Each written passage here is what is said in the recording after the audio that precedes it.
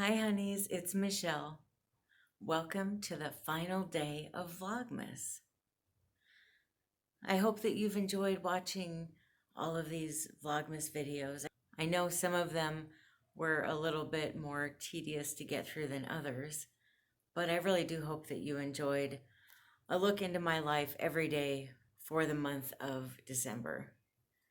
With today being the last day and with me being a big book lover, I thought it would be appropriate to talk to you about my favorite books of the year. I decided to go in order of when I read them because for me, when I love a book, I love it so much that it's really hard to decide which one I loved more. I love them all in different ways. The first book I want to mention to you is I'd Love to Kiss You. It's Conversations with Bette Davis by Whitney Stein. This book, okay, well, first off, the reason it's so shiny, I actually bought this book at a sale at a library. I think I spent 50 cents on it or something. And I just love Bette Davis. She is my all-time favorite actress. And this book it's got a bunch of pictures with her. Another thing I love about this book is in the back. It's just a nice little nod to the days when I used to go to the library. I never go anymore, and I don't really have a reason why. I just don't. So as many of you know, when you read a book about someone's life, usually they only know the person to talk about their life. Maybe they'll have 6 sessions or something, and they'll just talk about the highlights, and that's it. Her and Whitney, they actually spent, I think if I remember correctly from the book, 30 years together, where they got together regularly. She knew that he was going to write about her, but they became good friends and they spent a lot of time together. There's a lot of things he didn't write about that transpired in their friendship. And he has a much more candid view about who she was because they were friends. So it just felt like so much more of an intimate book about someone than what I've normally read. I've probably read 3 or 4 books about Bette Davis, but this one really gave me an idea of who she was and what made her so great, not just on the screen, but off. And it was just a really enjoyable read. I liked reading her real thoughts about the people that she worked with and what happened on set with different movies and what happened in her life, but a more intimate look into all of these things than what I had seen in the other books I had read about her. This is a book I will probably be rereading at some point. I know one of the other books that I have about her, I've read 3 or 4 times.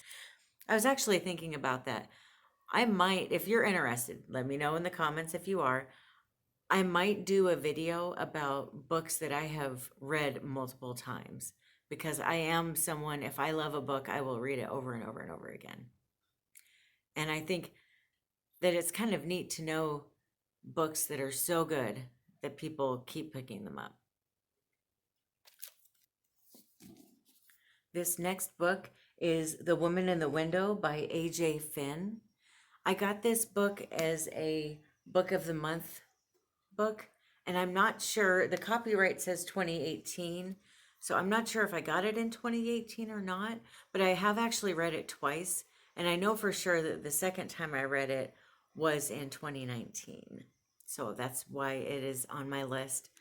One of my favorite movies is The Rear Window. There's just something wild to me about living in apartments, looking out the window, thinking you see something. I mean, I think we've all been there, right? Where you think, what's going on with that neighbor? And it's just kind of interesting to me. And there's something kind of creepy too about, do you call the cops? Don't you? What do you do? Do you get involved? Do you stay out of it? This book gave a nice look into that. It was a good thriller. I was on the edge of my seat, and I waited long enough between reading it to kind of forget a lot of the details, and I just love this book. This is one of those books, though, that kept me up all night long more than one time. I could not put it down.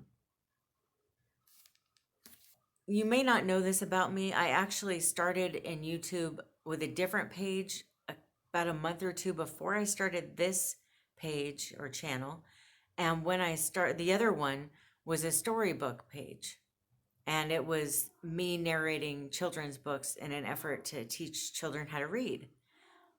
When I started doing this, I started reading quite a few children's books that are new that I hadn't read before. I don't have children, so I don't really have a reason to read them until I started doing that page. And there was two books that really stood out to me. One was called When You Are Brave by Pat Ziegler. I'm not sure, but I'll put the link down in the description box to the video that I did of that book in case you're interested in the book, because I looked everywhere and I can't find it. I think I have it in storage with some of the other books that I had already recorded and put on YouTube. This book I had not put on YouTube yet when I decided to take my page down. Well, I didn't take it down. I decided to stop posting new videos because of the COPPA laws that were coming into effect. And then when I learned more about the COPPA laws, I decided to just not really bother with it anymore. And I really hate that because I love the thought of teaching children how to read. This book here, this is Jan Brett's The Snowy Nap. And this book it's just so cozy and wonderful. It's a book about a hedgehog who doesn't want to hibernate. He wants to see what the winter is like. And so he finds a way to be awake part of the winter. And it's just such a cozy, sweet book. I love the illustrations in it. And it makes me appreciate winter even more than I already do. Winter is my favorite season. And it's just a nice book to sit down and just kind of snuggle with. So I'll show you some of the illustrations just to give you an idea. It's just so beautiful.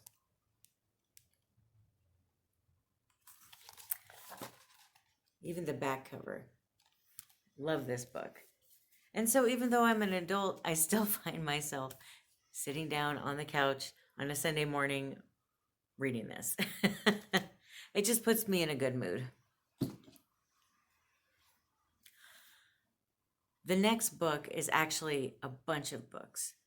I had started reading Sue Grafton's books and I got sidetracked with some other books and put them down for a little bit. And I want to say it was around April, I picked up the next book in the series that I hadn't read yet, which was M is for Malice. And I just decided to get through all of them. And I did. I read all the way through to the last one that she wrote, which was Y is for Yesterday. And for me, these Sue Grafton books were amazing. I absolutely love this series. The only thing I didn't like about it is probably the same thing that everybody else didn't like about it, and that is that the last book of the series was never written. Unfortunately, she passed away before she could write Z. But these books, I couldn't even pick a favorite one if I had to. Maybe the first one, because that was the one that got me to fall in love with the whole series. But every book she wrote was solid and good and wonderful. Some were more of a page turner than others, but I still loved every book in the series. So 25 books that were amazing. One thing I'm kind of excited about, I don't know if I'll ever read the whole series again or not, but I do actually have each book in the print that they originally came out in, like the first edition paperback version. And so it's kind of neat because the first, I think A through D or E are really early 90s looking, and then they kind of progress from there. And I like that I have the books as they go with the times. It's kind of neat to me. And so I do have the whole series, and I'll have it on my bookshelf forever. I'm not sure if I'll read it again. Hopefully maybe one day I can, but that's kind of a feat to read all 25 books of a series. So we'll see if it ever happens again, but I'm not opposed to it. This is my mug today. Celebrate. And I am drinking twinning green tea with jasmine. I find this to be very soothing and relaxing. And green tea is also very healthy.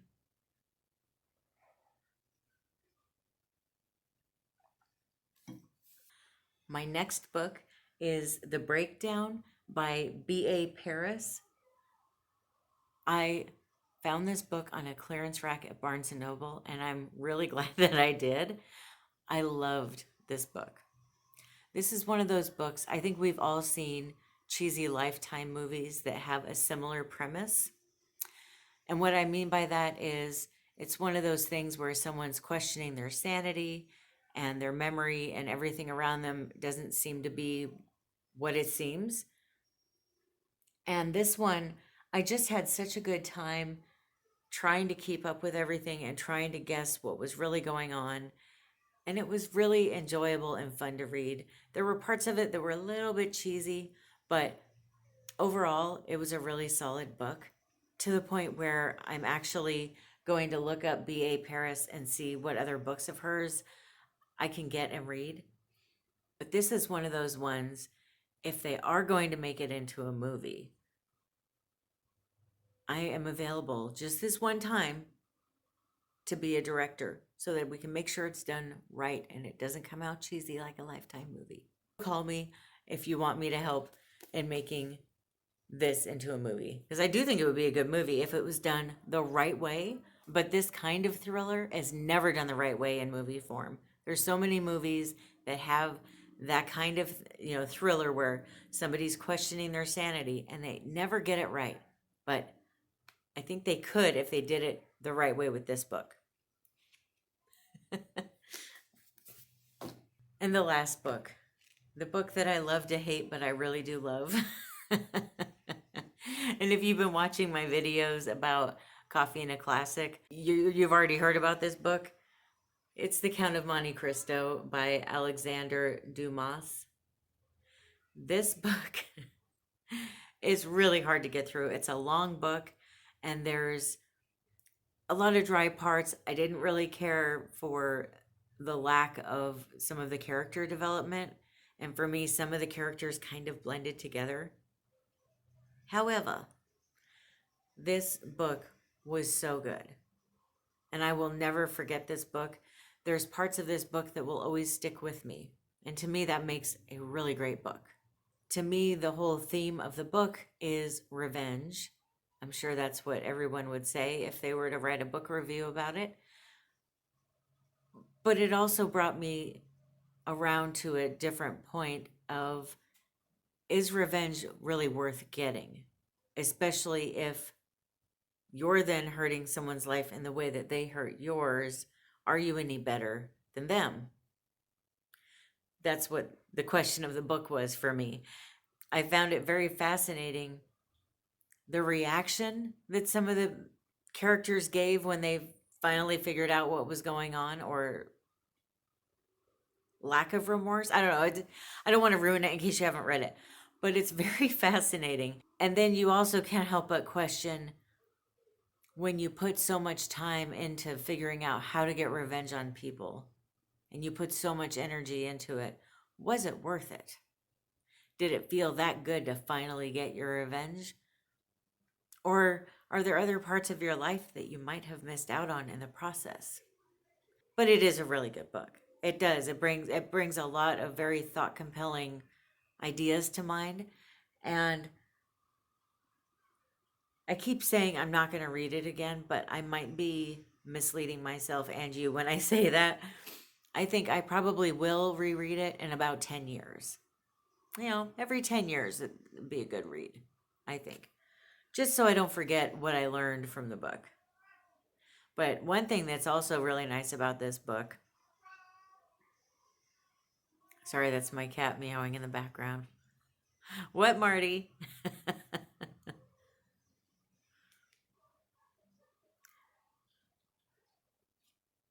Shoot.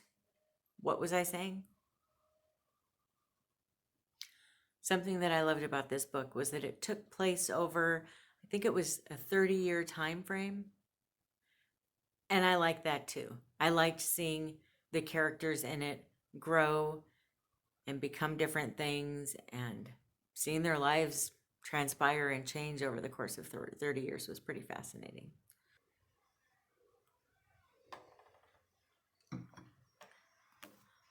There you have it. Those were my favorite books of 2019. Certainly not everything I read. I read a lot, but they were definitely my favorite books. What were your favorite books this year? I would love to know. I'm always looking for new books to add to my to-read list. Thanks so much for watching. Have a great day. Bye.